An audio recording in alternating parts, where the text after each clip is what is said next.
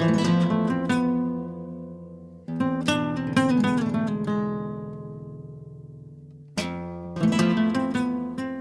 Peru expedition. On this overland journey, we're venturing to discover the real Peru. Authentic, raw, remote, epic, risky and generous. We're seeking a Peru far from the usual tourist routes. A Peru that few ever talk about. We'll navigate uncharted paths, carving our own route from the towering peaks of the Andes to the mysterious deserts of the Pacific coastline. Along the way, we'll meet alpaca shepherds, soldiers, roadside vendors, and the warm-hearted people of Peru. This Peru Overland expedition will take us high and far into the unexplored corners of this extraordinary land. We are Nick and Mathilde, and we've left everything behind to travel the 7 continents with our Land Rover Defender, the Albatross. Europe, North America, South America, Antarctica, Australia, Asia, and Africa. A world tour for real. We want to see it all. Get ready. This time on the world tour, we are in Peru. This is the Next Meridian Expedition.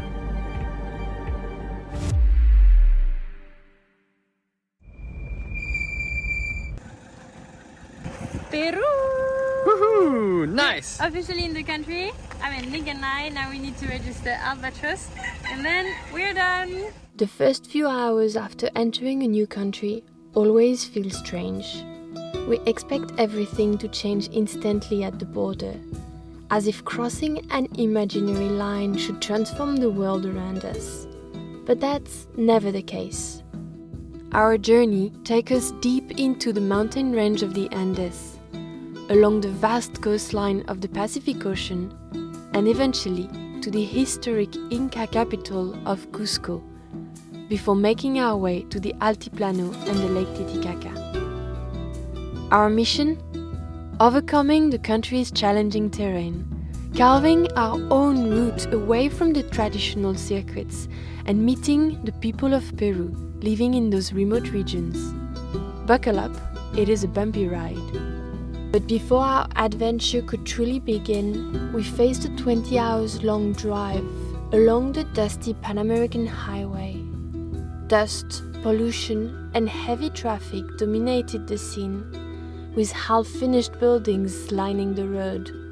We learned taxes are only due once construction is complete. Our favorite escape from the monotony of the drive? The cheap yet delicious roadside lunches. Just $2.5 for a 2-course meal with a drink. So, starter on those meals is usually a soup. In Peru they put pasta, but we didn't have pasta in Colombia or Ecuador. With a bit of meat and potatoes, no? Yeah, meat, potatoes, so this is the soup, and then the lomo saltado is coming next. Cool. This is lomo saltado. It's got onions, tomatoes, french fries, chicken, rice, and apparently big spices.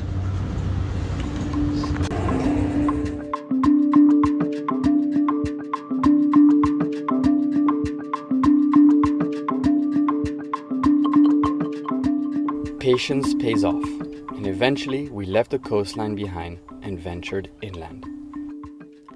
On our way to the mountains, we are surprised to discover a wall of immense dunes. It felt like those had traveled from the coastline before stopping, impressed by the mountain range. Persevering east, we make our way to a first valley. Dry and crumblings are the first words that came to mind. The terrain looks like it's dislocating in front of our eyes. Traces of landslides are visible at every turn. This is the reality of the roads in this challenging environment, and we will discover later the norm in the mountains of the country. Just a few months ago there was cyclones that really affected the area, and because of that there were like tons of landslides, and we can see it on the road. Look at this. We quickly realized that the few landslides along the roads were minor compared to what we were about to find out. A broken bridge, with no bypass to cross the valley. The only other option was to backtrack for multiple hours. What?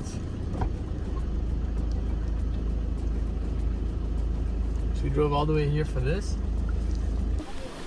We facing this only bridge that is the only exit to this road is in a very, very bad condition. I'll show you.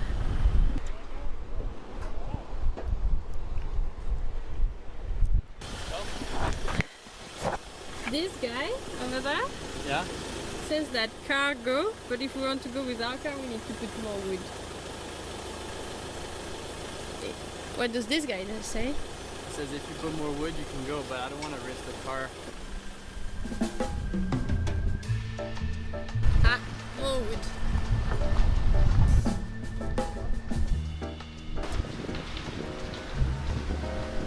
And I don't see how like more wood will change that.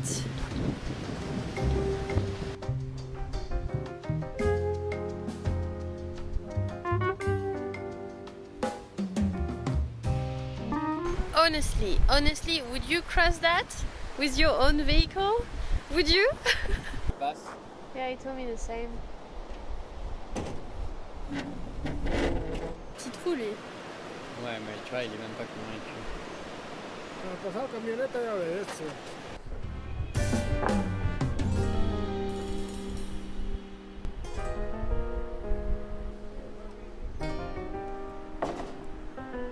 Okay, we've taken a decision with Nick.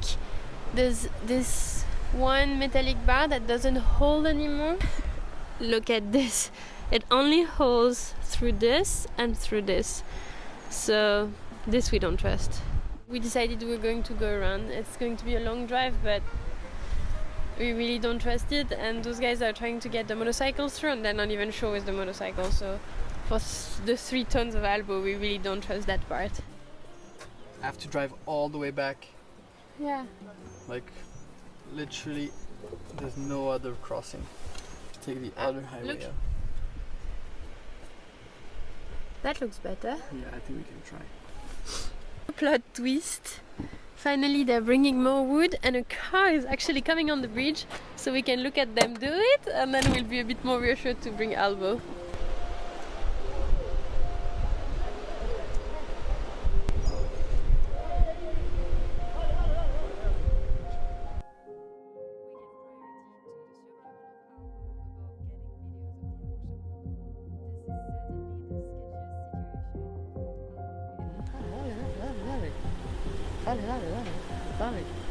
Dale, ya ves. Ok. Un tout petit peu. Tout petit peu par là.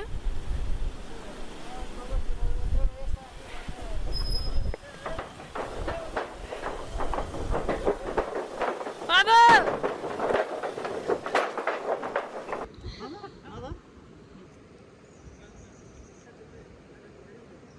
That was stressful. Horribly stressful.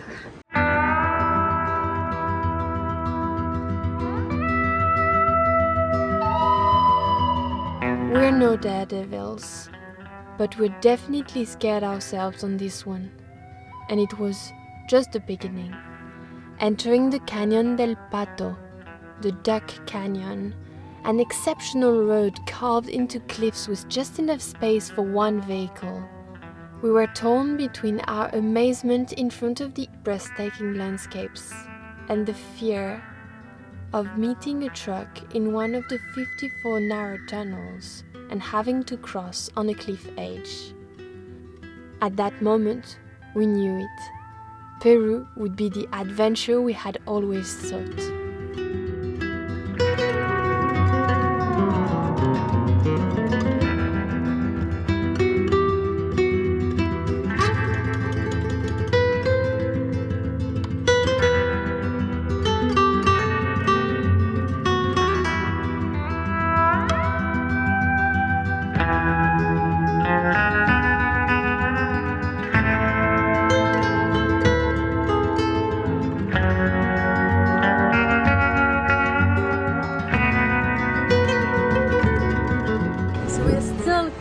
Driving alongside the Rio Santa, and now we arrived in a section where there seems to be some coal mining. It looks very artisanal though, and we can hear the rocks crumbling when they like sending down the tunnels. I wouldn't want to have to do this kind of job.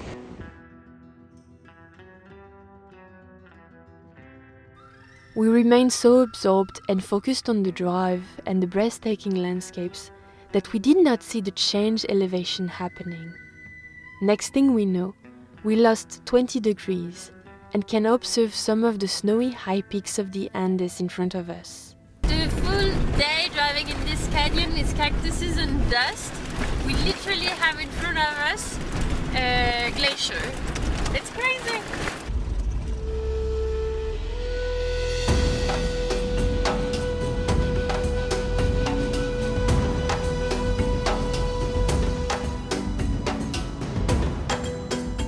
Just imagine starting your day at sea level, surrounded by sand dunes and dry canyons, and ending it at a camp 4,200 meters, nearly 14,000 feet above sea level, in front of a glacial blue lagoon glowing under snow-covered giants.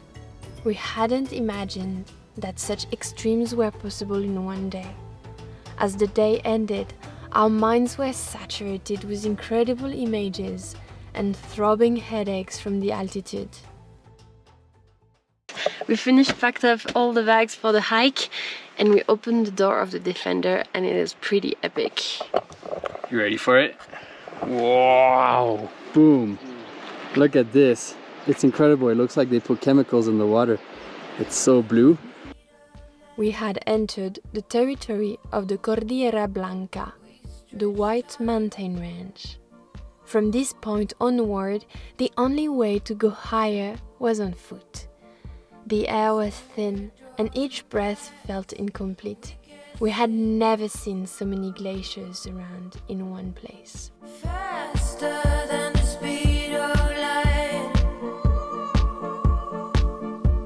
and we don't look too guilty, we don't crave too much. You call it but I'm not gonna save you. Nah, I'm not gonna talk to you. When you do that, say I'm not gonna feel you. No, I'm not gonna talk to you. Nah, planetarian wisdom, teach us about life.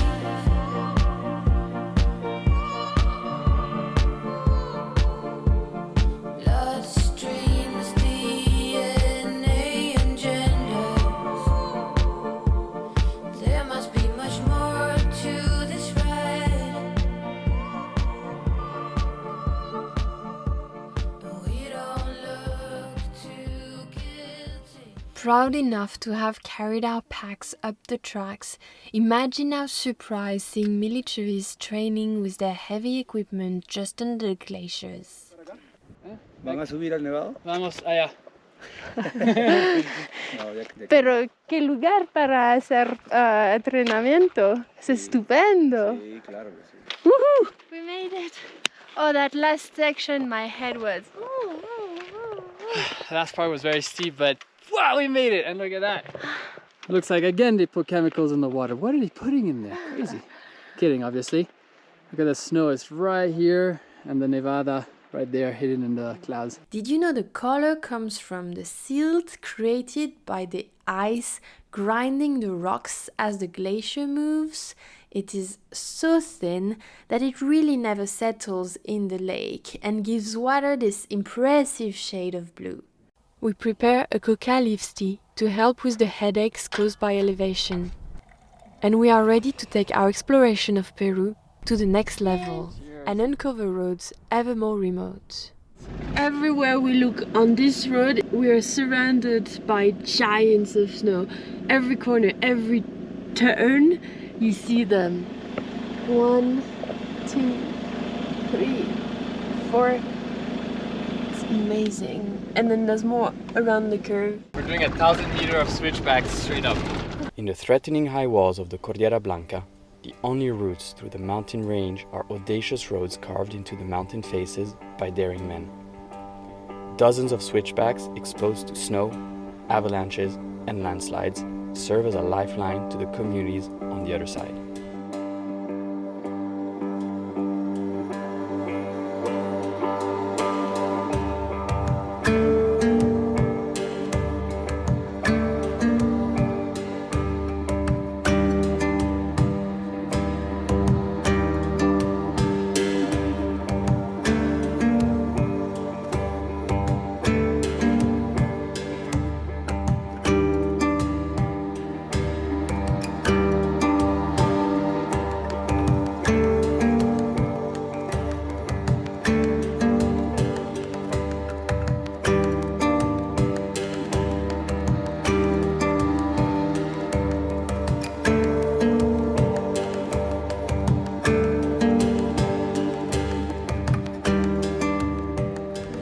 Issue is on this kind of road when there's a truck coming and we're not sure we can cross, how do we do that? Because right now that's about how much space we have to cross and the truck is coming just in front.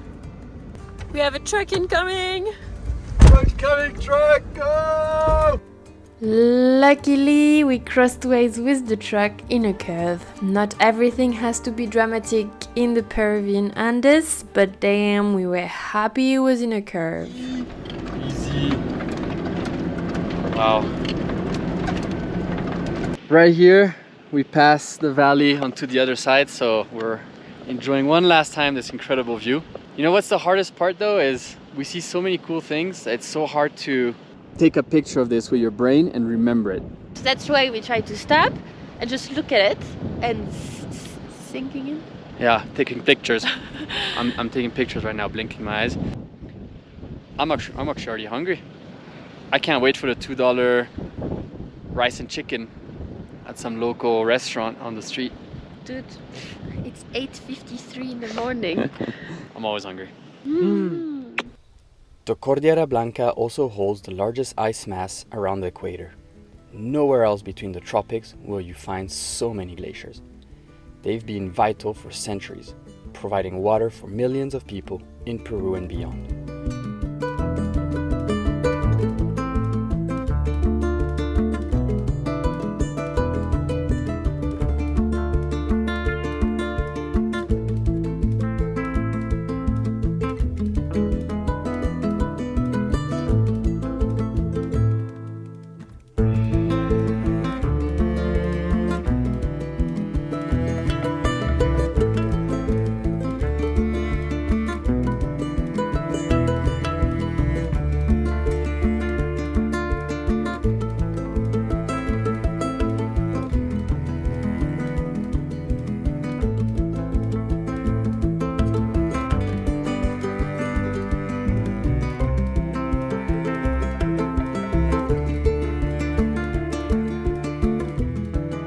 On a journey like ours, landscapes matter, but it's always people who make the difference. There is something in human interaction that anchors memories like nothing else. That might be called emotion. Our choice to continue through the mountains opened the door to some of the most interesting encounters of our journey through Peru. The remote tracks may seem inhospitable, but don't be fooled. People have lived in these regions for centuries, settling in the most isolated locations. Even when a place feels empty, there is a good chance it is in fact not. Buenos días. Vamos hasta la pista, no estamos. ¿Quieren ir hasta la pista? Sí, ya no sales. Hasta ahí nomás, donde toma carro. Ok, Ok. Por favor. sí.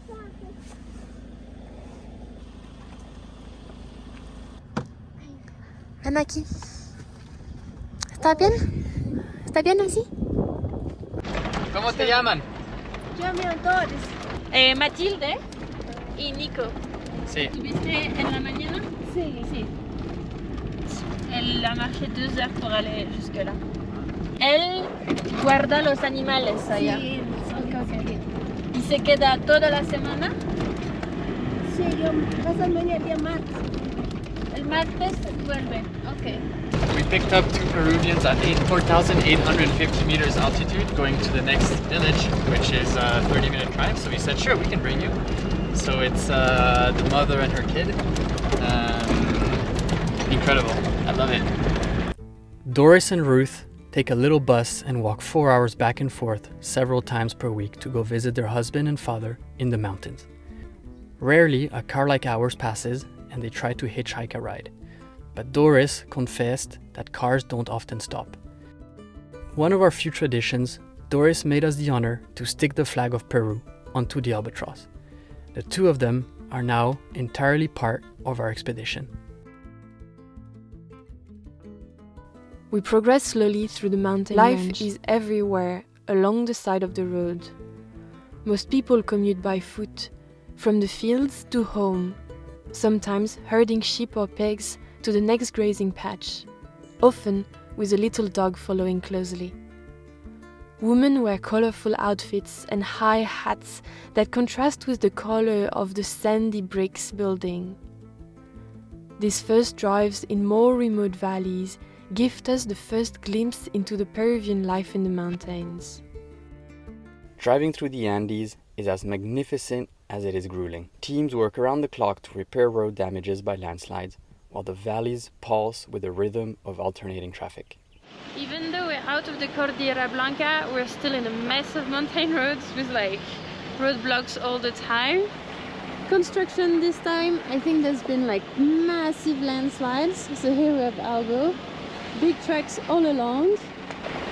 And we've been stuck for half an hour. But it's becoming the new normal, I think, like to struggle through the streets. This doesn't seem to be over.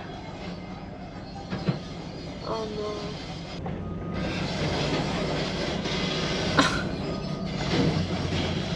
They're putting a giant machine just in front of us.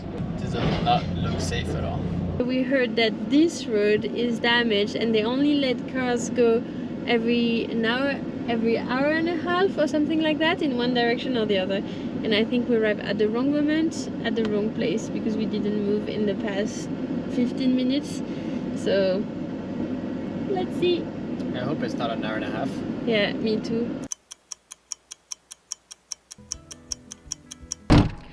I just went to talk to the guys of the construction outside. It seems we're in for the 4 hour and a half. But on the bright side, I got to ask to the little shop here if they had Wi-Fi. I bought a drink and we have Wi-Fi. So we're going to be able to geek out during the whole time. Here in Peru, we started working with NordVPN.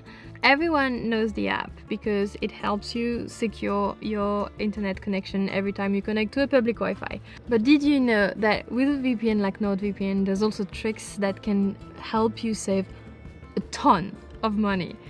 Companies selling things online, they change the pricing depending on the location of the consumer. With NordVPN, you have about 60 countries to choose from where you can connect. Let's do the test. We have a subscription to Adobe. It's a series of programs that help you edit your pictures, edit videos. If I go to the USA, so I connect to the US server, the full package, that is $60. Let's go connect in a server in Turkey. Switch to Turkey, I'm connected. I can see that it's actually written in Turkish. And the same package, 1,387 Turkish lira, $40.59. So you're basically saving $20 per month. So you reimburse your NordVPN subscription, and with our code NMEXP, you actually get another 4 months bonus on a 2-year subscription. So you could try it. And us, we're just going to geek out until the road is open again. We slowly made our way south, away from the Cordillera Blanca, but couldn't accept that our Andes journey might be over. So we pressed on, leaving the main road behind and following our instincts. The mountain had more to offer, and we were sure of it. Beautiful. We arrived right in time for the sunset because of all those delays on the road.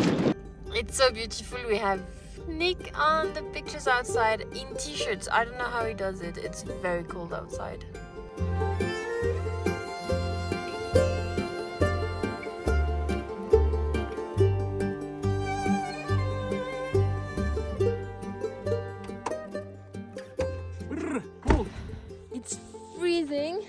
shall we? 4,200 meters altitude, and it's gonna be very cold. The head can feel it already. Next up, shower and dinner. Okay. Who's first to shower? You. Me?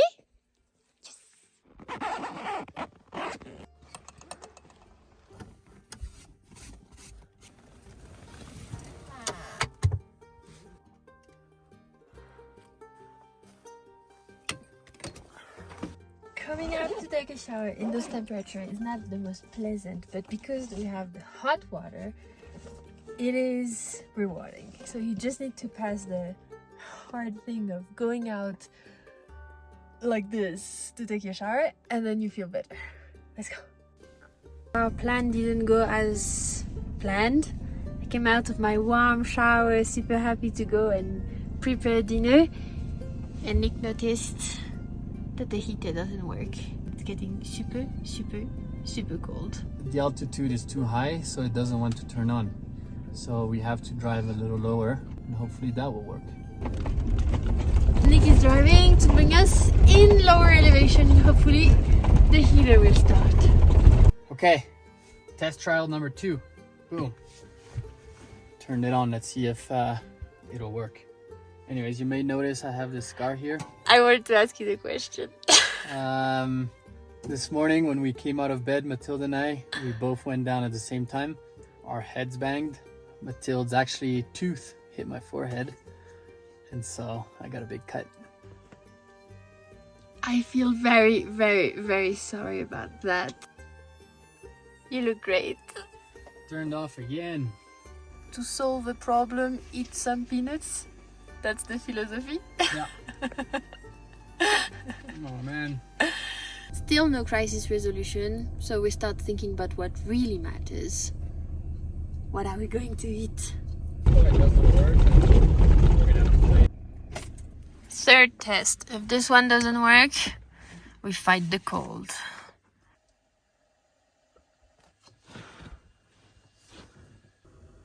I think it's going. And it's warm. Very warm. I think it's going. Oh, so lucky. It worked. The heater is now full blast. So lucky. I think I just kept restarting it, and at some point probably it had enough heat or power to go. So now, oh yeah, super warm. Perfect. We won't freeze. Nice.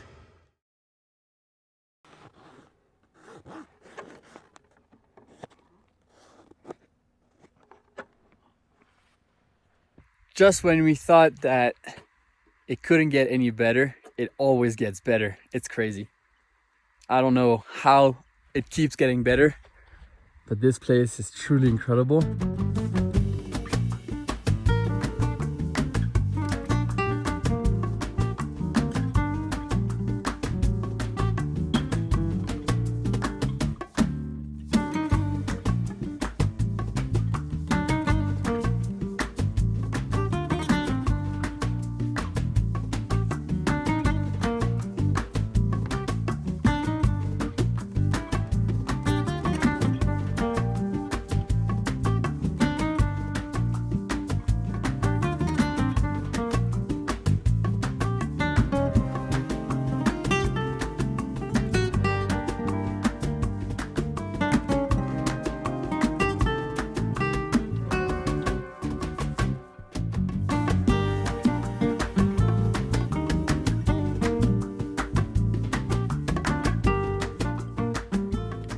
Our decision to take the road less traveled paid off immediately, leading to a crescendo of marvelous nature and incredible encounters. In these regions, people cram 8 or 10 into cars made for 5 when they're not on horsebacks. We saw locals preparing mud bricks for their walls. We passed shepherds herding sheep and pigs along the tracks, and houses still bearing political ads from 2 elections ago. Surely the most authentic glimpse of life in the Peruvian mountains. Ahí está una reunión, señorita. Hola. Hola. Una reunión. Ok. Venimos Pachamanca. ¿Qué es pachamanca? De ganado. Ah, ganado, o que c'est de la viande. Ajá. Es lindo la pachamanca para saborear. ¿Está listo? Ya está preparado ya. ¿Puedo mirar cómo es? Sí, mira, mira, ahí está la dueña, claro. Ok, solo mirar. Claro, a ver, no, sí, va a tocar. Claro. También por hecho la piedrita. C'est quoi? Es un Ah, pollito. c'est la viande. Y también hecho con piedra, bacán, Ah, el sabroso. pollo también. Ok, ¿Y este qué es? Ahí está, pachamanca. Papita. Con ese se viene. ok. Com es los 12 con. Claro, ¿Se ¿sí? puede? Ok, vamos con una porción. Ya. Sí, sí, sácasela. ¿Dónde se van? ¿Dónde se van? ¿Dónde se van, amigos? Vamos a... Oyon. Ah, Oyo, está lejos tuyo, ¿no? Sí. Está lejos, está It's lejos. como pretty cool. Don't judge it. It's in a plastic bag. We have a few potatoes and a chicken. Go. And they were very nice. And so he's bringing with his trolley all the food, potatoes and chicken to the whole village as they're having a reunion. Cutting up the potatoes. Apparently they were cooked in the rocks and you can see they're actually pretty smoked. That's pretty nice. Did you know that potatoes were actually from the Andes? Like, it's the birthplace of potatoes. There were no potatoes in the rest of the world before it was exported from the Andes. Cool, huh? Little bit of chicken, which is right here. Barbecue chicken. Looks pretty. Picking up local hitchhikers, buying traditional pachamanca from buckets on the side of the road, staying stuck in alternating traffic for hours and sharing the tracks with more horses than cars. Our Peru expedition was on a high. We followed the only road of the area and stumbled across one of the most scenic drives of our journey. We called it the Lagunas route.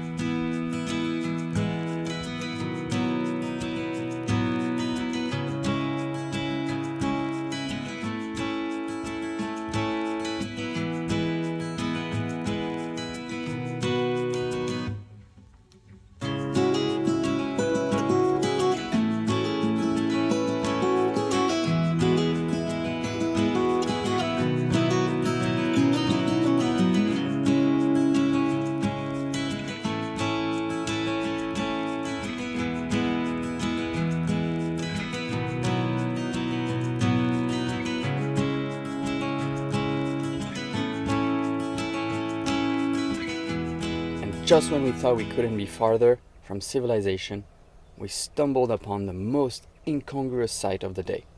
A crossroad with a traffic light. Ended up in a mine on this road at the summit. There's crazy infrastructures and trucks and people, so we've been like alone for this whole road, and then at the summit there were like pickup trucks and there's like cables everywhere. There's even a bit of network. It's a bit weird. It's a giant mine. We don't know what they actually mine here. And between the snow and the mine you have gems like this one. Look! Oh, what a color! Woo. Awesome! This mining complex is so big that they even have those signs like the city. Thank you for coming, have a good trip. We're on top, we go down. Yep, back down. Back down.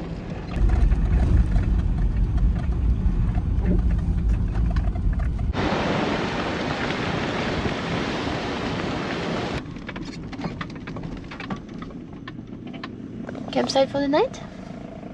Yep. Not bad, for huh? night. Not bad. We have the river and possibly we could get the view on those mountains over there. This pasta packet, they give you two like cooking time. One is if you live in the mountains and one is if you live in the coast. Only in Peru. Our bets had paid off so far, and at this point we felt we'd hit the jackpot. Remote, raw, just the Andes mountains of Peru and its people, exactly what we were looking for. But in hindsight, we should have known the best was yet to come. A new morning lost in Peru, and this time we have blue sky and it's amazing outside. Woohoo! Oh yeah, nice. Got some cows over there and the glacier right in front. Nice.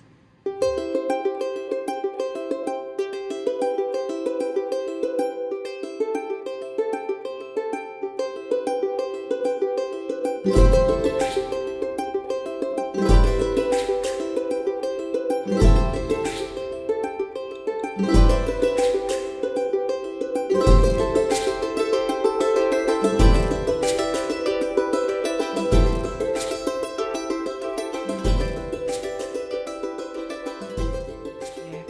just found a flamingo in the middle of the mountains. And it's one flamingo. It's like he's completely lost in terms of migration. He's in the wrong place. Look at him. Poor guy, we should give him a name. This is Henry the flamingo that lost his family. As the sky cleared and the sun rose the following day, we briefly stopped in the small mountain town of Oyon to refuel and plan a new route through the mountain range. Right, so we are now in Oyon. I traced out a whole track in the middle of the mountains. I mean, if you look here, it really just crosses the middle of nowhere, going through Lagunas. And so the idea is to try and come out the other side. All of this is about 165 kilometers. It will probably take us 2 days. Now, if anything happens to Albo, it's gonna be hard to get us out. So that's a almost normal road, and we're going this way. The idea, cross the next mountain range. All through off-road and no villages, no nothing. Let me just ask this guy something. Hola, señor. Con esta carretera se puede ir hasta Huayay. Huayay. Sí, se puede Huayay. Perfecto.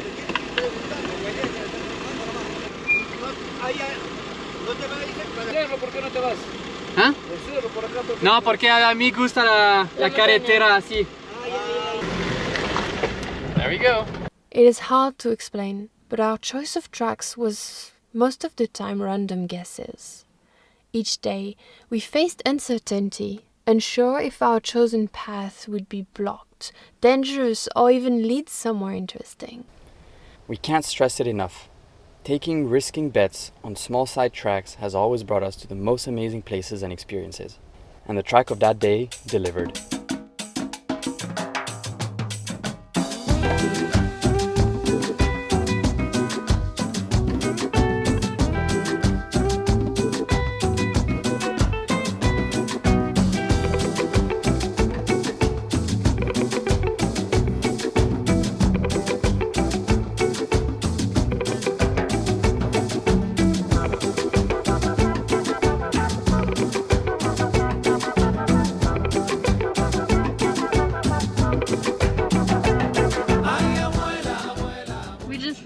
Of alpaca here high up in the field. They look so cute. Let's go check them out. Hola. Buenos días. Buenas. Hello. Look at them. Incredible. Out of nowhere, in the valleys, we found this little buildings, and all these guys here. They have like 50 sheep over there. And all these alpacas over here, and they're making the wool. ¿En marzo? Sí, le sacamos la... Cada año, una vez al año. Sí. Pero ya hay alpacas que tienen mucho lana, ¿no? Sí, sí. Que no pueden mover. Corta sus... Lo que está ojito. Ah, ok, para que ve. Para que lo vea. Ah, ok. ¿Se quedan aquí todo el tiempo? Sí. ¿O qué? Dos bajamos, dos se quedan. Ah, ok. Es una rotación. Gathering the alpaca and the sheep to be able to count them, and we arrive right at this moment, so that's what they're going to do. And Nick is helping.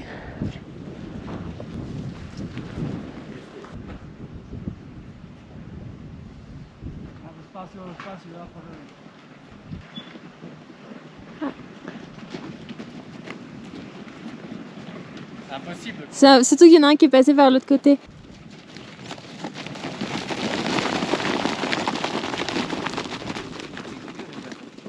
How many do you have? 53 alpaca. 53. Yeah. Everyone's here. We're good. Cool. Well, they're good. Counting alpacas in the Peruvian mountains with the Peruvian shepherds might still be one of our favorite memories to this day.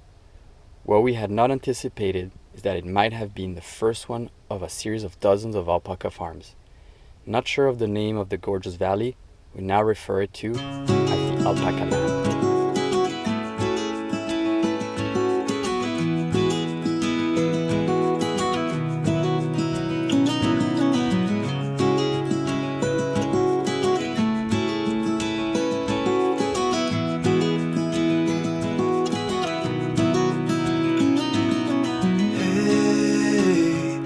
You want to leave this place where we grew up, this old town, just put it all behind. Remember, Sometimes you need to go open fields with like tons of dogs around. It's a bit scary.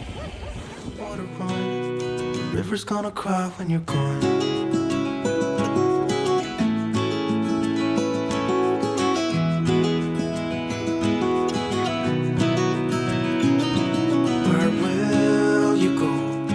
You miss the ones you know. I'll be here, hanging on, waiting for your call. Seems like time as I wait. Gate number 15, or I don't know how many. There's really a lot. We're really in the Alpaca Valley, so there's tons of alpacas everywhere, and each field is very well limited. When you're gone, gone, gone, gone. River's gonna cry when you're gone, gone, gone, gone. In the first 10 gates, you're like, yay, it's fun, we're opening and closing gates. And the last 15, you're like, River's gonna cry when you're gone.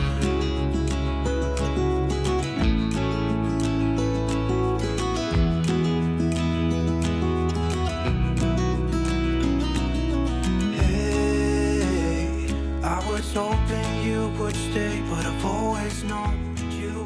Around us, suddenly, everything seemed to have magically turned white. With positive temperatures and no snow on the mountain peaks, it takes us a moment to understand what happened. We realized a hailstorm had fallen abruptly on the valley a few minutes before arrival, leaving the surrounding under a thick layer of ice. When we sat there, you and I, the river's gonna cry when you're gone, gone, gone, gone. Having the courage to forge our own path, this has allowed us to discover the unexplored corners of Peru. It had gifted us the unique opportunity to get a glimpse of the life of the Peruvian Andes through unique encounters. By then, Peru had already conquered our hearts, and it was time to leave the mountains and move to new regions of the country.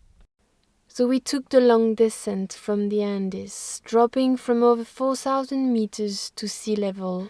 We headed for the capital, Lima, on the Pacific coastline. Maintenance and upgrades on our Land Rover Defender were on the agenda. 2 weeks spent optimizing storage, increasing our Defender's electricity capacity, and getting a taste of Peruvian driving in the capital. Driving in Lima is chaotic.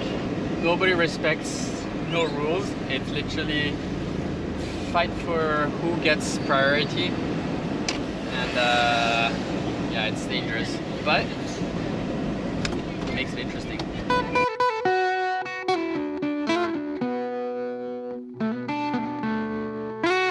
Our next destination couldn't have been more different from what we'd seen so far. We headed straight along the coastline into the desert. Nothing could have had prepared us for the remote edges of the Paracas Reserve. Although it is a highlight on most Peru tours, past the edge of the Paracas Reserve, we found ourselves alone. Alone in the immense desert and fantastic coastline. Black sand and yellow dunes, raging waves and pink lagunas with flamingos. A real gem with infinite camping options.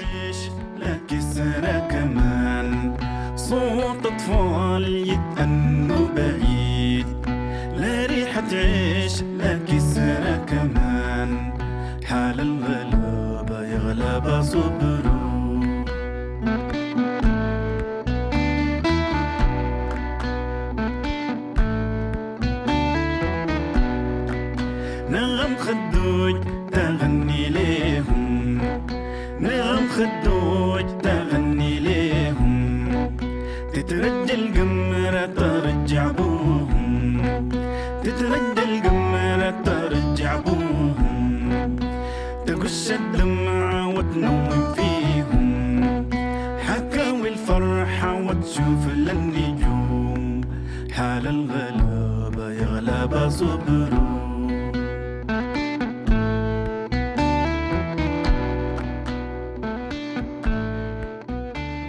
Not the ideal to meet locals, we admit. We can observe far away the remote fishing villages half abandoned, and can't help but thinking about the contrast in the lifestyle of Peruvians between the mountains and this coastal desert.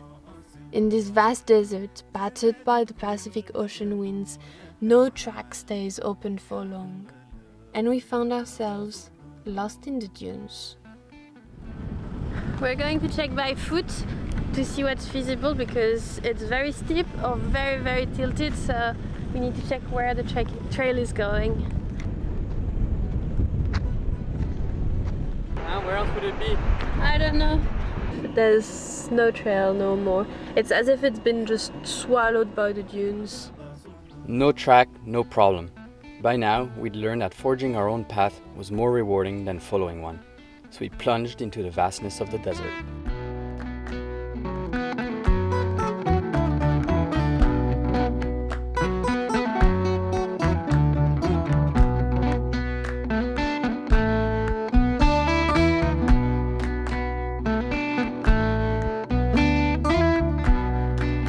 عم السكون كل البيوت عم السكون كل البيوت نام الكل إلا الغلابة نام الكل إلا الغلابة يا غلابة يا غلابة صبروا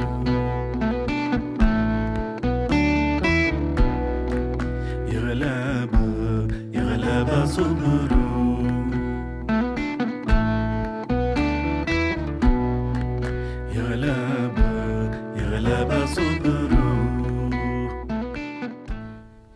Simply and purely off-road, the ultimate freedom. It got more complicated when it was time to find a way back on the main roads as we found ourselves having accidentally entered a private terrain. So we had to negotiate our way out. Nosotros vamos a Ica. De Paracas. Yo desierto, yo soy perdido. Por eso, miro esa carretera y digo, ok, vamos a Ica así. O sea, ¿no has pasado por otra tranquila así? No. O sea, tú estás viniendo de la playa. Sí. De Paracas y después... Bueno, ¿qué podemos hacer? Pero no lo digas nada. No digo nada, yo no soy de aquí, no voy a decir. For us, being back on the main roads meant another chance to enjoy a roadside meal. Probably some of our favorite moments to chat with locals and escape the heat. The Peruvian desert holds many secrets, the most fascinating being the Nazca lines. How or why an ancient civilization created these massive figures in the desert remains an unsolved mystery. The scale of these creations is staggering, a statement to pure brilliance and genius.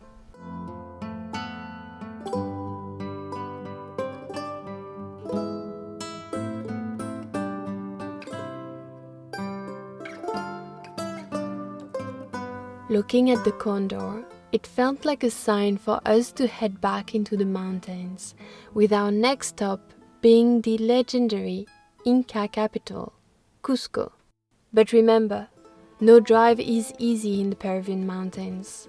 Slow trucks, endless switchback series, and landslide repairs have become a routine.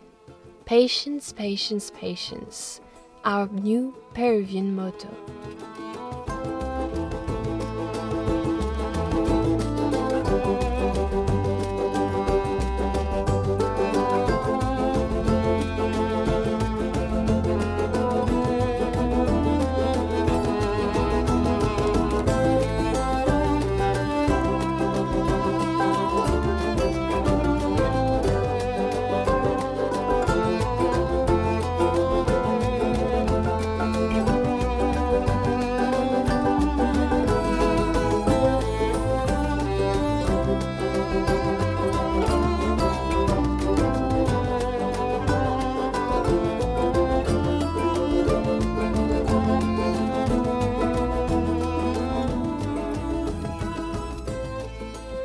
in the mountains, and as usual, in the mountain roads we have A lot of traffic and always little resellers that come and give you little snacks, little drinks. We bought a little drink and then we're talking here to Juliana y Genesis. Genesis. Hola, yo me llamo Juliana. Yo soy escapando. Mucho gusto, Juliana. ¿Y tú? Yo me llamo Genesis. Y son súper lindas. Podemos aprender en quechua. ¿Cómo se dice yo me llamo? Nuja Suteikan. Imasutik? Imasutecan Nico. Difícil. Se dice gato y Perro. Gato es Misi. Ajá, Misi. Misi. El perro se dice Aihu. Aihu. Aihu.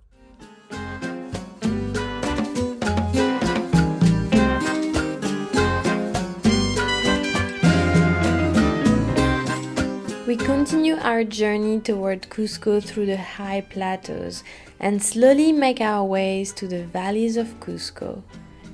In the end, it would have taken us 2 full days of driving to reach the historical capital of Peru, which was also the capital of the Inca Empire before the conquest of the Spanish. That was a long drive.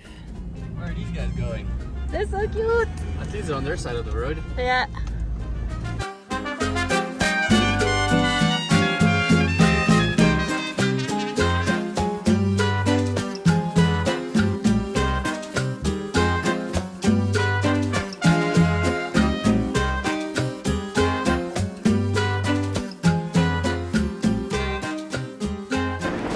Narrow streets, huh? Yeah. And And steep. steep, people left and right. Gotta be careful. This is But Cusco. we made it to Cusco, which is awesome. Very, very excited.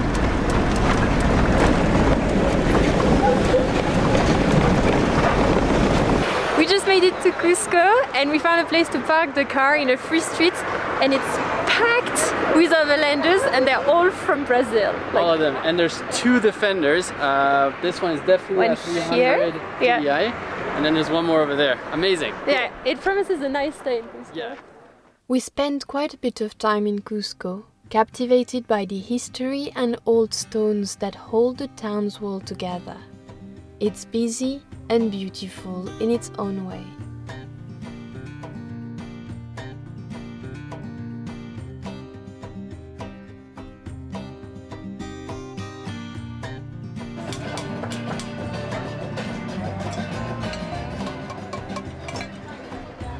Muchas gracias, señor.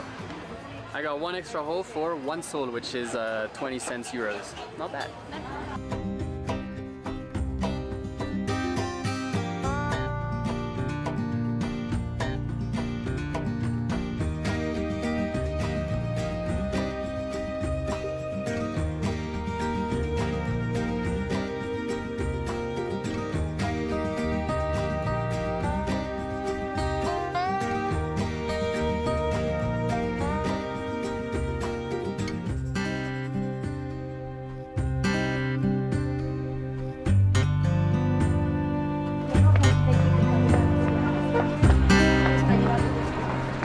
And we got Albatross. Finally, after a year, we were saying we wanted a new carpet. We got him a new carpet. Let's see.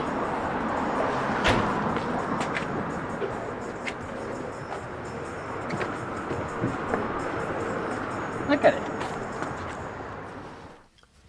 While in Cusco, we had to take the opportunity to visit the Machu Picchu, but we chose the back road. We didn't regret it, as it allowed us to discover new valleys of average elevations, a different climate and ecosystem for us. We spent a long day driving through the green and temperate valleys with constantly changing weather and terrain. And of course, a good lunch in a small roadside spot. From that point on, the road got narrower, and in most sections there is hardly space for 2 vehicles to cross paths.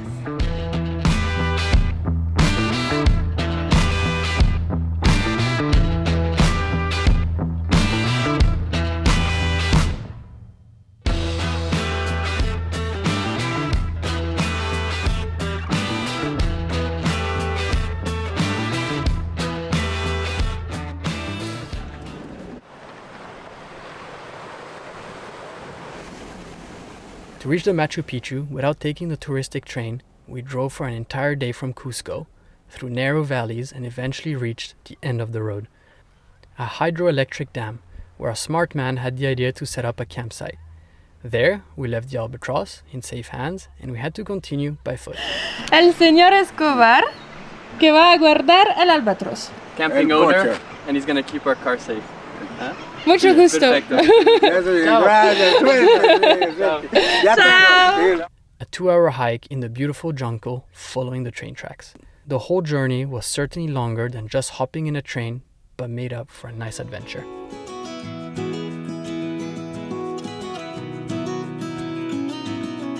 Hey, I heard you want to leave this place where we grew up. This old town, just put it all behind. Remember you and I would always find somewhere to hide. We were kids so we could see and hear the water run. River's gonna cry when we're gone.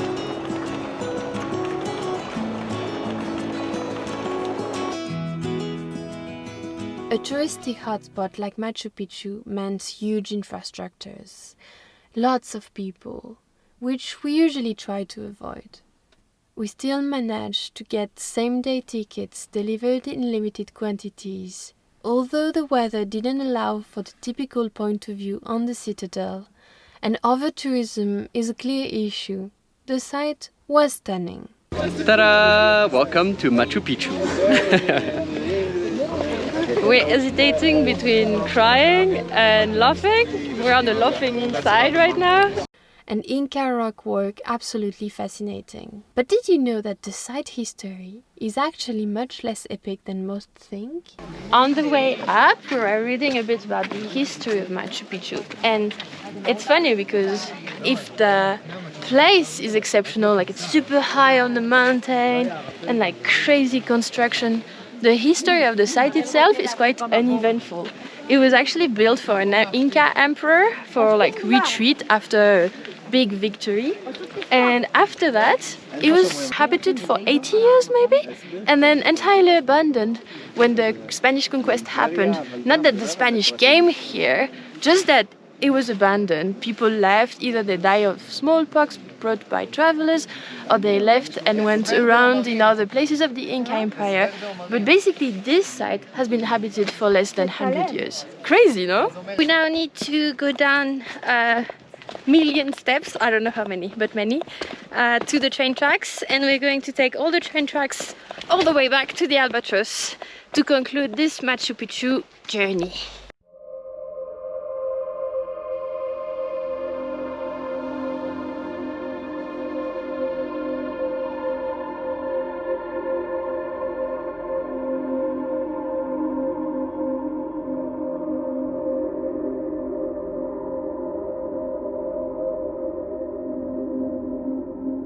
As we spend our final days in Peru, we drive up to the Altiplano, the second largest and highest plateau in the world after Tibet.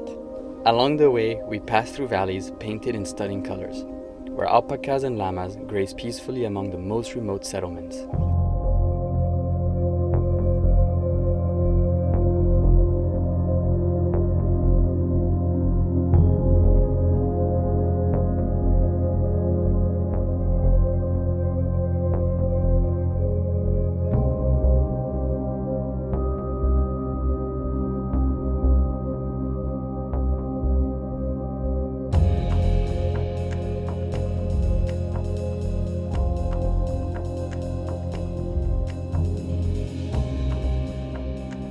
The higher we climb, the thinner the air, until we reach an incredible sight, a sea under the sky, the famous lake Titicaca. We pause one last time at a humble roadside eatery. Dos almuerzos, por favor, we say, unsure of what will be served, but content to savor the moment.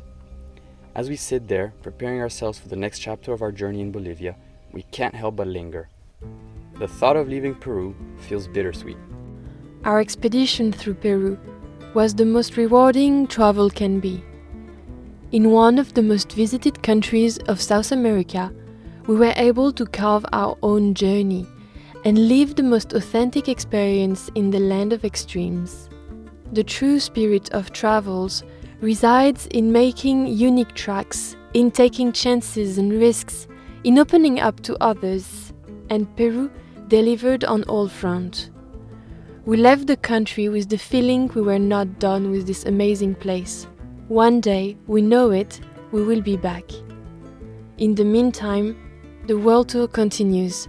Subscribe to the channel to discover more countries and travel around the world with us.